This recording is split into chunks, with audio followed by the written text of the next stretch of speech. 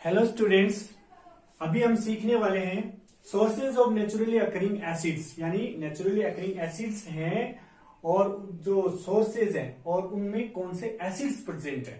जो नेचर में हमें चीजें मिलती हैं उनमें कौन से एसिड और उनकी ट्रिक सीखनी है, वो हम हमेशा के लिए याद रहे, हमें कभी भूले नहीं। तो देखिए, ऑरेंज और लेमन, ऑरेंज और लेमन ये खट्टे फ्रूट्स हैं, सिट्रस फ्रूट्स हैं, सो दे हैव सिट्रिक एसिड। ठीक है, ऑरेंज सिट्रिक एसिड, लेमन में भी सिट्रिक एसिड। उसके बाद आते हैं कर्ड। कर्ड में होता है लैक्टोज, सॉरी मिल्क, मिल्क होता है सावर, मिल्क से बनेगा कर्ड, तो मिल्क में होता है लैक्टोज। लैक्टोज के साथ रिएक्शन करेंगे लैक्टोबैसिलस बैक्टीरिया और उसे कन्वर्ट कर देंगे लैक्टिक एसिड में। ठीक है, सो कर्ड में, कर्ड को बोल सकते हैं सावर मिल्क, उसमें होता है लैक्टिक एसिड।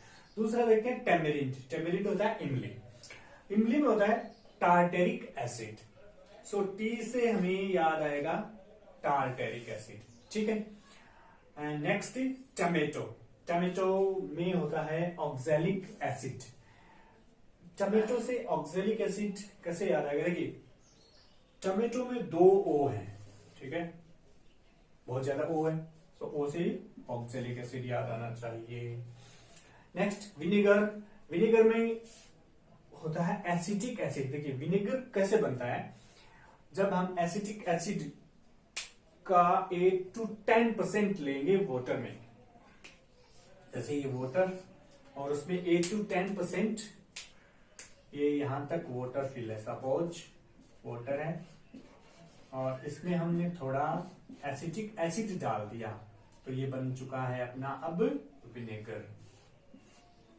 ठीक है, सो कितना परसेंट होना चाहिए? 8 to 10% एसिटिक एसिड डाल देंगे वाटर में तो बन जाएगा विनेगर। विनेगर यूज होता है इन पिकल्स एज ए प्रिजर्वेटिव, या फिर जो चाइनीज फूड बनता है उसमें विनेगर डालते हैं। दूसरा नेचुरल सोर्स है एंट स्टिंग्स, जो जैसे मधुमक्खी है उसका डंक है, या ततई है उसका डंक है, या फिर चींटी है उसका डंक है। तो और एक होता है नीटल स्टिंच। नीटल एक प्लांट होता है, तो इनके डंक में कौन सा एसिड होता है? मिथेनोइक एसिड, और बर्निंग सेंसेशन देता है। ठीक है, एप्पल में होता है malic acid. So this is very easy trick to remember acids present in natural. सो अभी हम पढ़ रहे हैं व्हाट आर अल्कलीज। अल्कली किसको बोलेंगे? तो ऐसे बेस जो सोल्यूबल हो जाते हो, वाटर में घुल जाते हो। सारे बेस वाटर में नहीं घुलते। सो जो बेसेस वाटर में घुलते हैं, bases which are soluble in water, soapy to touch, touch करेंगे तो साबुन के जैसे टच फील होगा, बीटर होंगे, कड़वे, एंड वेरी कोरोसिव, हाथ को जलाएंगे, are called alkalis. So alkali किसको बोलेंगे? The base which is dissolve in water और सोल्यूबल इन वाटर। एग्जाम्पल के लिए देखिए सोडियम एंड पोटेशियम, इनके बेस जो फर्स्ट ग्रुप के एलिमेंट्स है, सोडियम एंड पोटेशियम, इनके बेस हो गए सोडियम हाइड्रोक्साइड, के से हो गया पोटेशियम हाइड्रोक्साइड। ये they are soluble in water, highly soluble in water, they are called alkalis. देखिए, magnesium hydroxide also considered as alkali, it is also dissolved in water, and similarly calcium hydroxide also dissolved in water sparingly. magnesium hydroxide is partially soluble, पूरी तरह से नहीं घुलता, partially soluble है, but से alkali consider करते हैं। ठीक है, अब मैग्नीशियम हाइड्रोक्साइड को बोलते हैं milk of magnesia, milk of magnesia. देखिए, जब एसिडिटी हो तब हम लेते हैं बेस, क्योंकि एसिड और बेस एक दूसरे के जानी दुश्मन, एक दूसरे का इफेक्ट को नलीफाई करते हैं, खत्म करते हैं। Acids nullify the effect of base and base nullify the effect of acid. Base है वो एसिड के इफेक्ट को खत्म करेगा और एसिड बेस के इफेक्ट को खत्म करेगा, दोनों एक दूसरे को खत्म करेंगे, और इस रिएक्शन को बोलते हैं न्यूट्रलाइजेशन। मीन्स एसिड और बेस दोनों रिएक्शन करें, जो बनेगा वो बनेगा सॉल्ट एंड वाटर। वो ना तो अब होगा एसिड और ना वो होगा base. So acid and base neutralize each other's effect. So this milk of magnesia used in at the time of acidity, जब स्टमक में एसिड का अमाउंट इंक्रीज हो जाए, उसे डिक्रीज करने के लिए, उस इफेक्ट को कम करने के लिए we have to take base. कौन सा base? Magnesium hydroxide. Calcium hydroxide is known as slaked lime. इसको बोलते हैं स्लेक्ड लाइम. ठीक है. It is used in white washing. White washing के टाइम पर इसे यूज करते हैं. 4 टाइप्स ऑफ टर्म्स पढ़ने वाले हैं. Strong acid, strong base, weak acid या वीक बेस क्या होते हैं, फिर कॉन्सेंट्रेटेड एसिड या कॉन्सेंट्रेटेड बेस क्या होता है, और डाइल्यूट एसिड और डाइल्यूट बेस क्या होता है. देखिए, स्ट्रॉन्ग एसिड और स्ट्रॉन्ग बेस क्या होगा.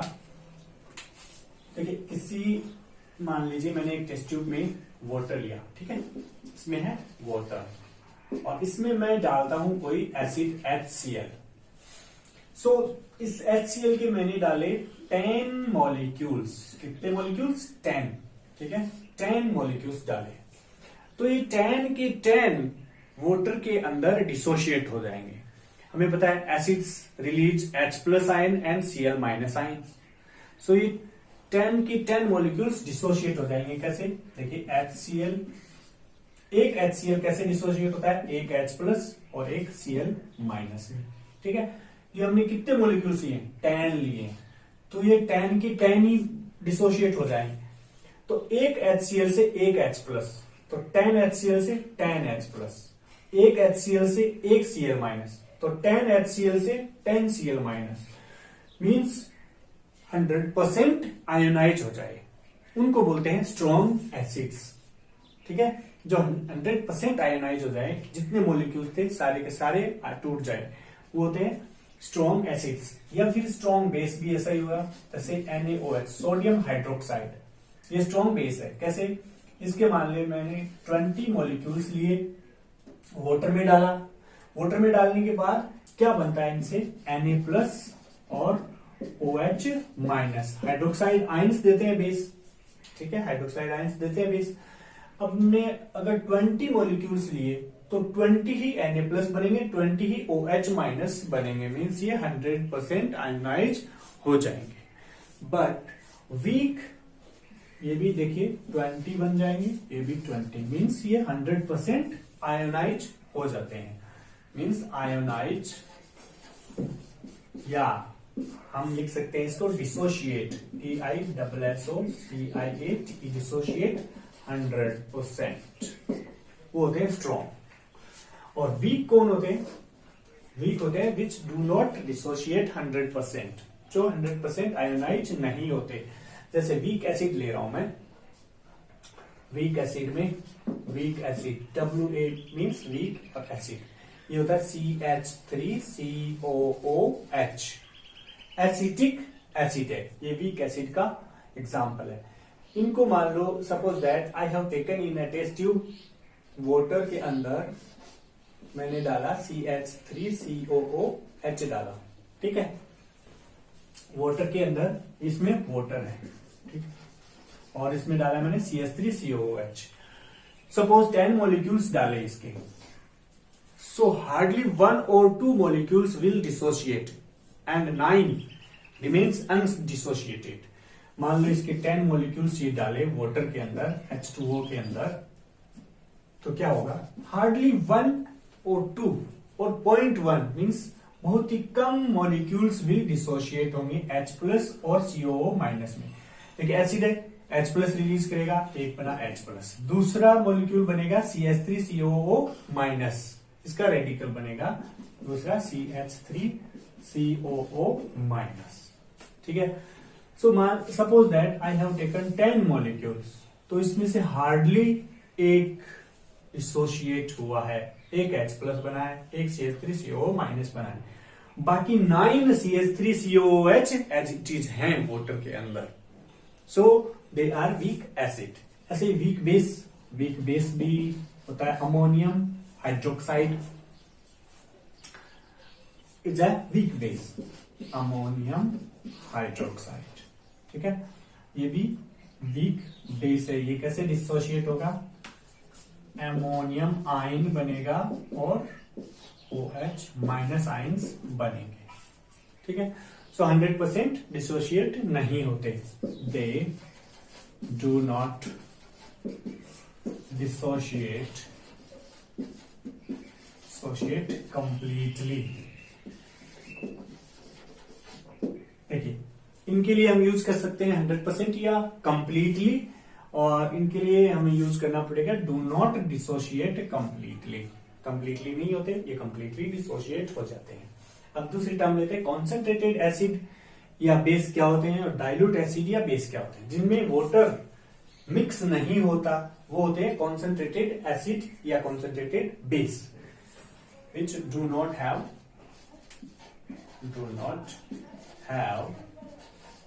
water dissolved in it,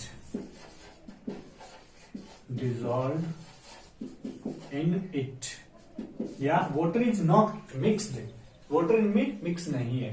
और डाइल्यूट एसिड या बेस क्या होंगे, जिनमें वाटर मिक्स है।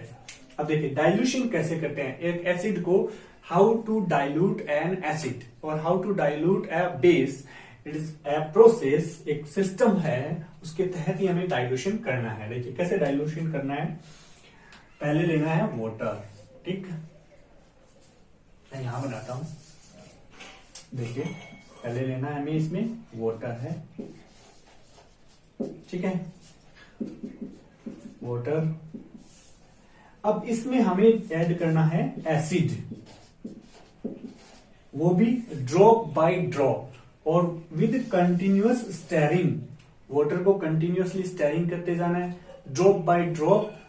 हमें एसिड हो, एसिड का डाइल्यूशन करना हो तो ड्रॉप बाय ड्रॉप एसिड डालेंगे, बेस का डाइल्यूशन करना हो तो ड्रॉप बाय ड्रॉप बेस डालेंगे, ठीक है, और कंटिन्यूअसली इसे स्टेरिंग करते रहेंगे।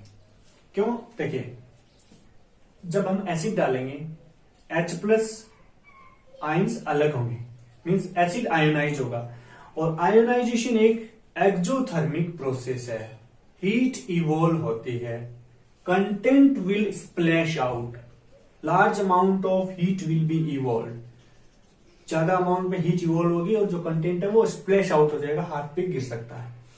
सो पहले वाटर में हमें एसिड को मिक्स करना है drop by drop with continuous steering, ठीक है। सो this is, so dilute acid क्या होगा, मिक्स्ड विद वाटर,